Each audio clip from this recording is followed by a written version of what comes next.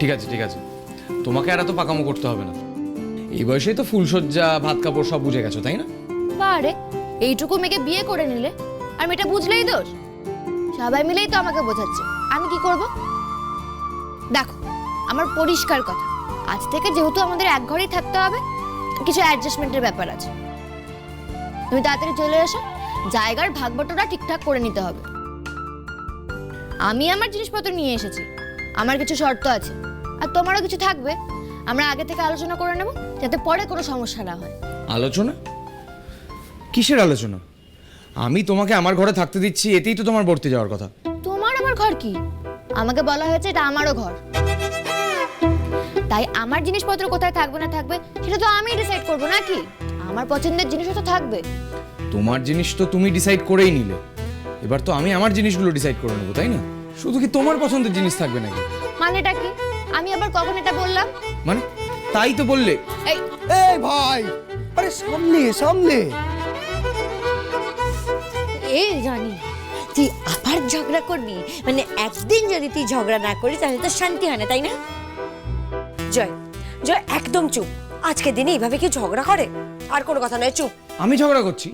তোমরা শুনতে পাচ্ছ না ও কি বললো? এই জন্য আমি শেষদাকে বারণ করেছিলাম এসব করতে। ওকে ওর ঘরে চলে যেতে বলো, এসব ফুলসজ্জার কোনো দরকার নেই। বাহ, ভালোই হবে। তুমি না এলে এই বিছানায় আমি একা হাত পা মিলে ঘুমোতে পারবো। এমনিতেও আমার অনেক পড়াশোনা আছে, যত কম ডিস্টারবেন্স তত ভালো।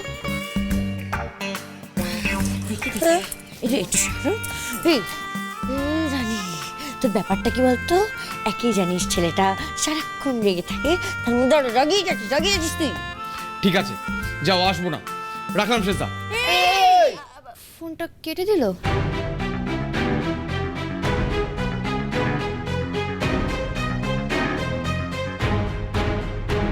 ও মা, তুমি ওরকম ভাবে কথা শুনিয়ে যাবে, রাগিয়ে যাবে, আর কি এক্সপেক্ট করবে যে জয় ফোন ধরে বসে থাকবে? ও মা, তো রাগ আর কি হলো? আসতে যখন ইচ্ছে করছিল তখন চলে এলেই পারতো। তা না, ওনাকে 10 বার সাধতে হবে, আসুন আসুন বলতে হবে, তবেই উনি আসবে। এই তোমরাই না ওকে প্রশ্রয় দিয়ে এরকম করেছো। আমরা না, মাই একমাত্র জয়কে প্রশ্রয় দেয়, বুঝতে পেরেছো? সে যেই দিক না কেন, আমি ওর রাগকে মোটেই পাত্তা দিই না।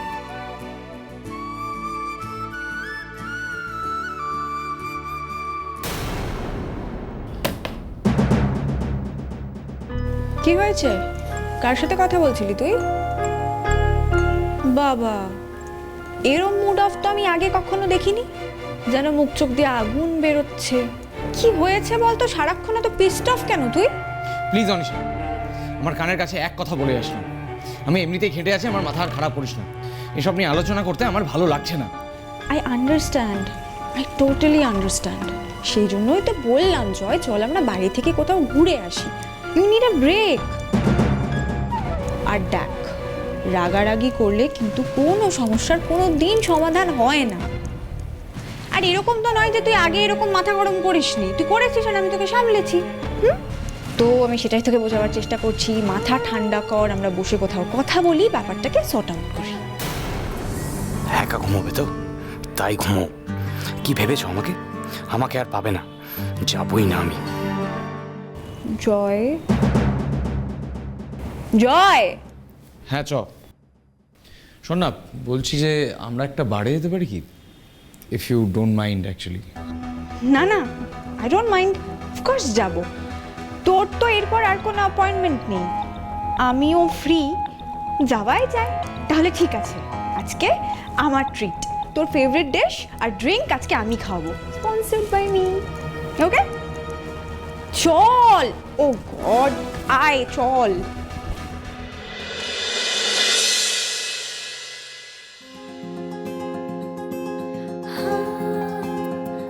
শাড়িটা কি আজকে পরতেই হতো? হ্যাঁ গো, পড়তেই হতো। বুঝতে পারছি একটু একটু অসুবিধা হচ্ছে, তবে আজকেই শেষ। আজকের পরে ওকে আর কেউ শাড়ি পরতে বলবে না, ওকে? একদম। আসলে আজকে শাড়িটা কেন পরলাম বলো তো? কারণ ওর ভাইটাকে তো আমি জানি, আজকে হয়তো তোমাকে শাড়ি পরে দেখতে ইচ্ছে করলো। আজকে এসে যদি দেখেছে তুমি শাড়ি না পরে অন্য কোনো ড্রেস পরেছো, ব্যাস হয়ে গেল।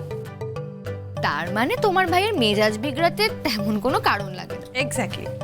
দেখ, এবার যদি জয় মানে তোর হাজবেন্ড এবার যদি সে শাড়ির জায়গায় তোকে অন্য কিছু পরতে বলে, মানে যেটাতে তোকে আরো অ্যাট্রাক্টিভ লাগবে, for example a night dress, দেখ তখন তো আর আমরা কেউ কিছু বলতে পারি না, তাই না? দেখ আমি তো রেডি হয়ে গেলাম, তোদের দাউরিরই তো কোনো পাত্তা নেই। আমার তো মনে হয় ও আসবে না। সুতরাং তোমরা যদি আমাকে এবার একটু ছেড়ে দাও তাহলে আমি একটু পড়তে বসি।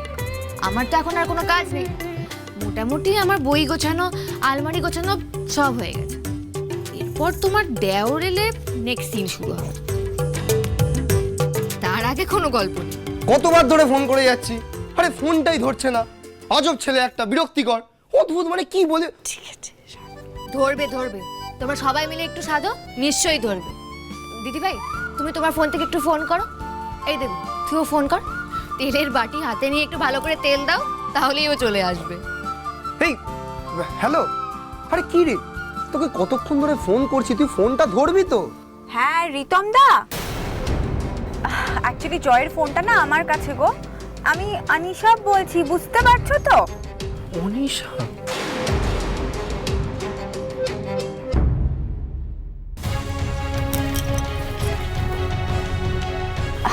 আসলে আজ অপারেশন সাকসেসফুল হওয়ার পরে আমি আর জয় একটু পার্টি করতে গিয়েছিলাম, just me and Joy, you know. তো তুমি তো ওকে চেনো, একটু বেশি ড্রিঙ্ক করে ফেলেছে। কখন আসবে জিজ্ঞেস করো। বলছি ও বাড়ি কখন আসবে একটু বলবে?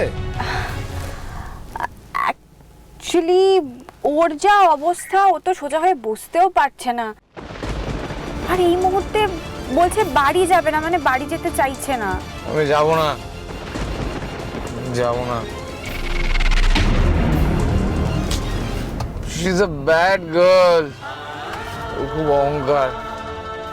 আমি যাবো না। আর কেন যাবো আমি? ও কি চাই নাকি আমি যাই? আমি যাবো না, যাবো না, যাবো না। আশা করি তুমি সবটা শুনতে পেলে। তো দেখো, এরকম অবস্থায় তো আমি ওকে একা ছেড়ে দিতে পারবো না, বলো। তো আমি ওকে আমার বাড়ি নিয়ে যাচ্ছি,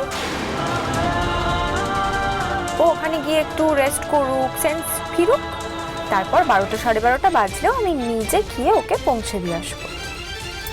ও এখন কোথায় আছে জিজ্ঞেস করো। শোনো না অনিশা, বলছি তোমরা এই মুহূর্তে ঠিক কোন লোকেশনে আছো সেটা একটু বলবে?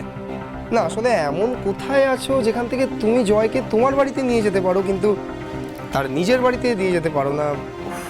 রিতম দা, এত টেনশন করছো কেন?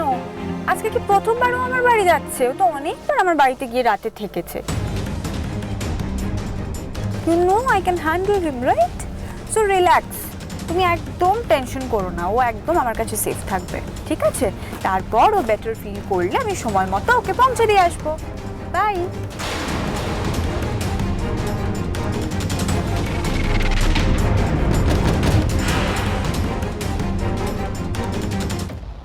উনি আগে কে ছিলেন, দুর্জয় ওনার বাড়িতে কতক্ষণ ছিল, ওনাদের সম্পর্ক কত দূর এগিয়েছিল আমি জানি না, আর আমার জানার দরকারও নেই। কিন্তু এই মুহূর্তে আমি দুর্জয়ের স্ত্রী আর ও আমার স্বামী। প্রীতম দা, অনিশার বাড়িটা কোথায় গো?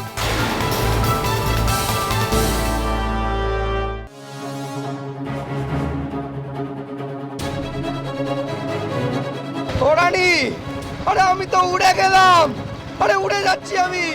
ও দেবু, আমাকে ধরো না। আরে ধ্যাৎ, তুমি আমাকে ধরো। তোমায় ধরবো? শোনো না রানী, একটু আস্তে চালাও না, আমার না খুব ভয় করছে। আরে তুমি একদম চাপ নিও না, আমি খুব ভালো বাইক চালাতে পারি, তোমার কিচ্ছু হবে না। তাই বলছো? একদম, তুমি চুপ করে বসো।